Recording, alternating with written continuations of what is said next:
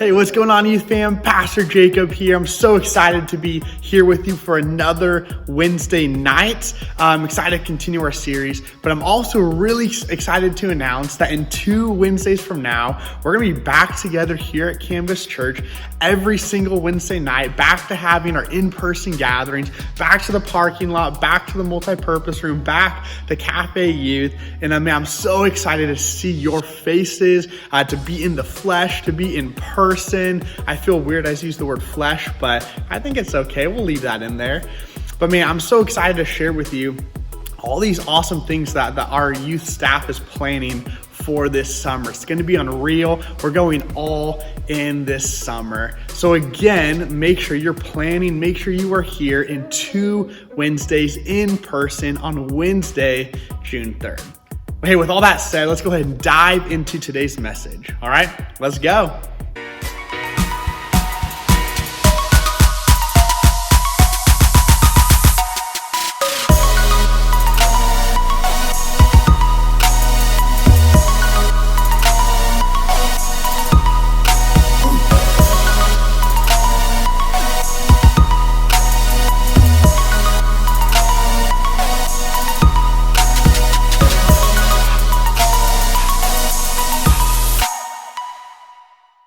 Okay, so like you just saw, today we are in part 2 of our collection of talks that we've been calling Little by Little. And this is a whole series around the theme of character and integrity. Right? The reality is when it comes to character and integrity, character is something that can be built up little by little, moment by moment, action by action, word by word. Right? Character can be built up little by little, but it could also be broken down little by little. And although character is something where it could come crashing down in those big moments, a lot of the time it's the little breakdowns that lead to the big downfalls.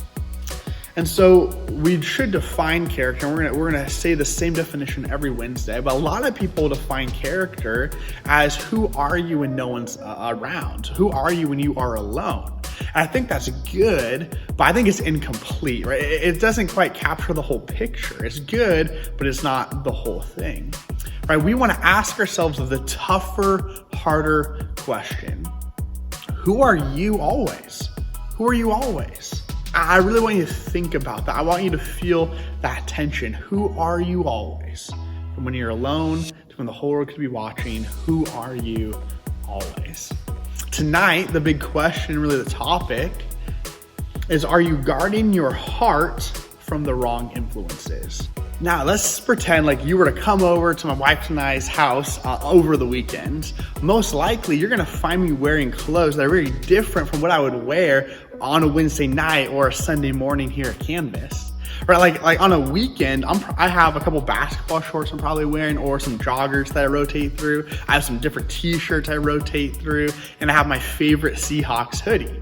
Right, this is my weekend comfy, lazy outfit. This is my Walmart outfit. But you would never, ever, ever catch me dead wearing that weekend Walmart comfy, cozy, lazy outfit on a Wednesday night, right? I dress differently based on who's around or what day it is. And I think this is a reflection as to how I personally might act a little bit differently based on what day it is or who's around. Or on a Wednesday night, right, extrovert Jacob comes out and I kick it up a couple notches and I can be a little crazy and unpredictable and silly and not always that serious, but I'm not always that way, right? Like the Wednesday night Jacob is a little different than at home over the weekend Jacob, right? If I was that crazy all the time, I don't think my wife would be very happy. I think that would wear my wife out, right? So personally, there are just different moments where Jacob, where I might be just a little bit different. I think that's very similar for a lot of us, that we tend to act different on different days or around different people, right? When you're at home on the weekend, I mean, you're in your comfy clothes, you're in your basketball shorts and your hoodies, and your hair might not be done, and maybe you didn't shower that day, or you might be snacking on Cheetos, or what's the point of getting all dressed up? We want to be comfortable at home. But no matter how comfortable those clothes might be over the weekend, I can guarantee that you would never, ever, ever wear your weekend Walmart clothes to a homecoming or a prom. Right? Sorry if that's too soon, but can you imagine going to the prom dressed up in your sweats and hoodie, and your basketball shorts and your mismatched socks and your crazy hair? Could you imagine what your friends would say? Could you imagine what people at school would think of you if you went dressed up in your weekend clothes? Could you imagine how fast your mom would stop you from even leaving the house, right? There's a big difference between how you dress and maybe act at home versus if you're at a homecoming or a prom. And that's fine and good, but I think sometimes it's worth asking ourselves the question, why do I act differently in different places or around different people? Which leads to a bigger question, which is, man, am I the same person? Not just do I dress differently, but am I the same person when I'm here on a Wednesday night as when I'm hanging out with my non-Christian friends, as I'm at home versus at school? Am I the same me? Am I still me? Now, as Christians, we know that everyone's created in the image of God. And so as Christians, man, we want to live like Jesus. We want to look like him. We want to become more and more like him. We want to have his characteristics. We want to be more loving and kind and peaceful and gracious and forgiving. We want to be all those things. And we know that we are growing in our relationship with Christ when we see ourselves becoming more and more like him.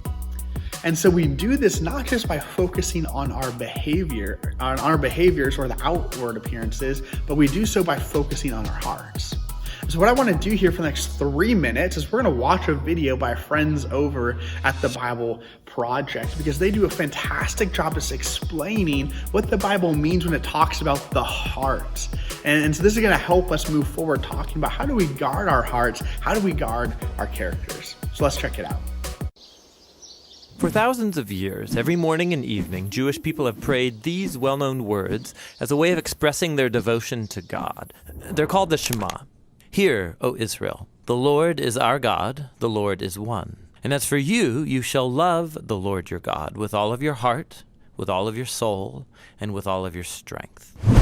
We're going to look at the fourth key word in this prayer, heart, which in Hebrew is sometimes pronounced levav, or more often in a shorter form, lev. Now, different cultures throughout history have had different conceptions of how the human body works, and this is also true of the ancient Israelite writers of the Bible. They knew that the heart was an organ in the chest that sustains life. There's mention of a heart attack in the Bible, Naval, whose heart died inside of him and he became like stone. But the biblical authors talk about the heart in many other ways that might seem strange to modern readers, and that's because these Israelites had no concept of the brain or any word for it. They imagined that all of a human's intellectual activity takes place in the heart. For example, you know with your heart in the Bible. Your heart is where you understand and make connections. In the book of Proverbs, wisdom dwells in the heart. And your heart is what you use to discern between truth and error, like Solomon did when he was king. So the heart is where you think and make sense of the world, and it's where you do more. In the Bible, the heart is where you feel emotions. You feel pain in your heart, like Hannah did when she couldn't have any children.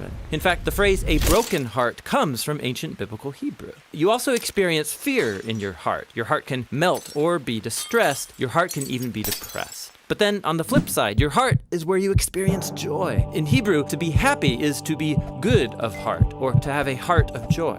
So the heart is the generator of physical life. It's also the center of your intellectual and emotional life, and there's more. In biblical Hebrew, the heart is where you make choices motivated by your desires. So David had it in his heart to build a temple for God. Your heart is where your affections are centered. They're called the desires of your heart. And if you really want something and go after it, it's like what Nathan said to David, whatever's in your heart, go and do it. So then, in the Bible, the heart is the center of all parts of human existence, as in the well-known proverb, guard your heart, because from it flows your whole life. Now, the prophet Jeremiah believed that the human heart was fundamentally broken. He said, the heart of a human is deceitful above all, irreversibly sick. Who can even understand it? He had watched a whole generation turn away from God. They started sacrificing their children as if that were a good thing. So this is why, in the imagination of the Hebrew prophets, the only hope for humanity is the total renewal of the human heart. Moses predicted that if Israel was ever going to love their God, their heart would need to be circumcised, which is a very vivid and surprising metaphor about removing evil and stubbornness from the human heart. David, after he committed murder and adultery, pleads with God to create in me a pure heart. The prophet Ezekiel hoped for a day when God would remove the heart of stone and give his people a new heart of soft flesh, which is very similar to Jeremiah's hope that God would write the commands of the Torah on the hearts of his people. And that brings us all the way back to the Shema. Every day, God's people are called to devote to God their whole body and mind, their feelings and their desires, their future and their failures. This is what it means to love the Lord your God with all of your heart.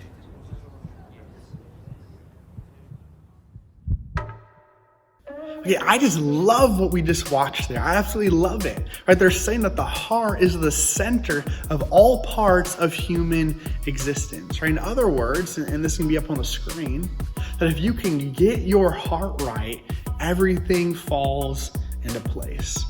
I think an appropriate analogy here is that our hearts are like a coffee bean.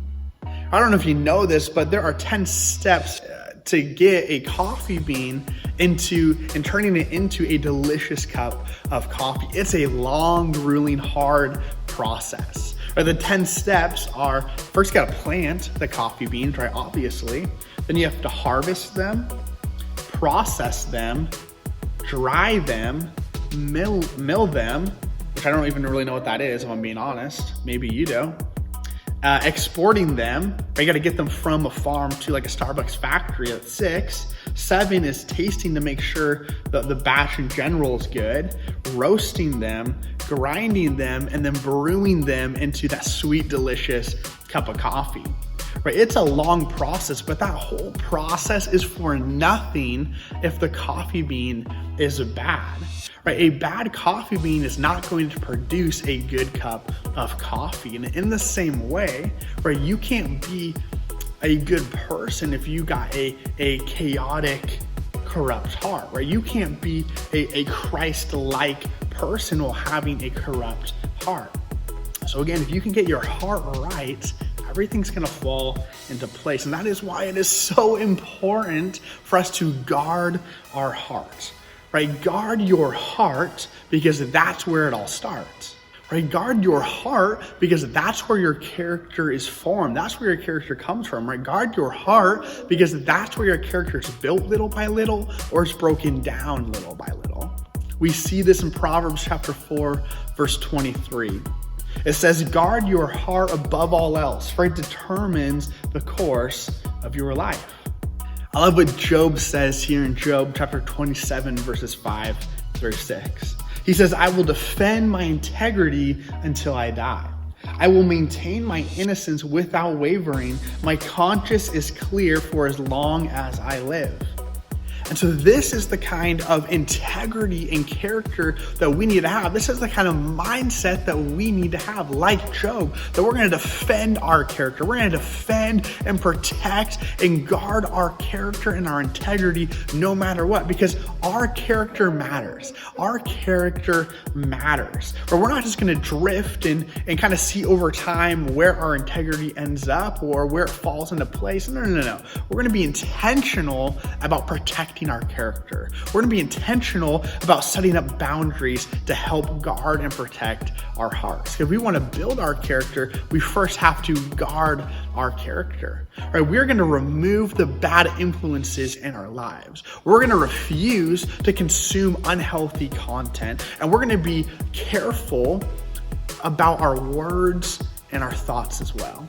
If you have ever driven on a freeway, whether you were the driver or whether you were in the car with someone else driving, have you ever stopped to wonder what those bumps on the side of the road are that when you hit them, your whole car vibrates? Okay, those are called rumble strips. And rumble strips They're slits or bumps in the side of a road that warn a driver when they're getting off the road, right? These act as a warning sign. They're telling the driver, hey, something dangerous is about to happen if you don't course correct, if you don't get back online, right? Like, this is dangerous if you don't move. Like, death is imminent. A car crash is about to happen. Your life is in danger if you don't course correct. Right, rumble strips, they're a warning that you can hear that vibration and you can feel that vibration in your whole body as you're holding onto that steering wheel. Right, rumble strips is the road, not just like telling you that something dangerous is about to happen. It's not just telling you that you're going in the wrong direction. It's like yelling at you, right? It's like texting you in all caps that you are going in the wrong direction. Come on, how many of you know that we need rumble strips in our lives? We need boundaries. We need things to help us understand, or we need reminders to help us know that, hey, we're getting off direction here. We're getting off the path here. We're starting to go in the wrong direction. Hey, this isn't healthy. Hey, this isn't safe. We need rumble strips in our lives. We need things in our lives that help us guard our hearts, protect our hearts, and defend our hearts. And so later on in your squads, you guys are going to talk about and brainstorm, hey, what are some rumble strips that we need to have in our lives to protect our integrity? Now, whenever we have a topic or a message, I always love trying to anchor that to an example in the Bible to help us understand this even more. And so the example today is from Isaiah chapter 39, verses 1 through 4. And this is a story, this is an example as a warning as to what happens when we fail to guard our hearts, when we fail to protect our integrity.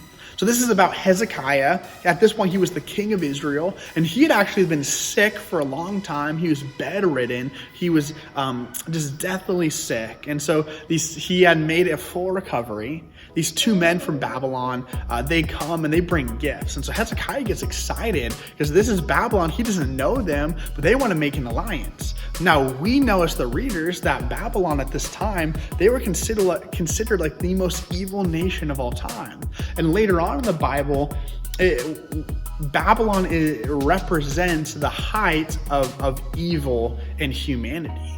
But Hezekiah didn't know this. He didn't know them. He didn't know that they were bad for him. So he gets excited and he takes these Babylonian men and he shows them the entire kingdom, right? He didn't protect his kingdom. He showed them everything. He gave them everything. He said, here's where all of our treasures are. Here is every possession. Here is every secret. Here are our strength. Here are our weaknesses. This is how large our army is. This is how long we would last in a siege. This is how we defend a siege. And so the prophet Isaiah hears about this. He hears about Hezekiah just letting these guys into the kingdom and showing them everything. And so the prophet Isaiah gets so mad and he confronts Hezekiah and he's like, Hezekiah, this is going to be your downfall.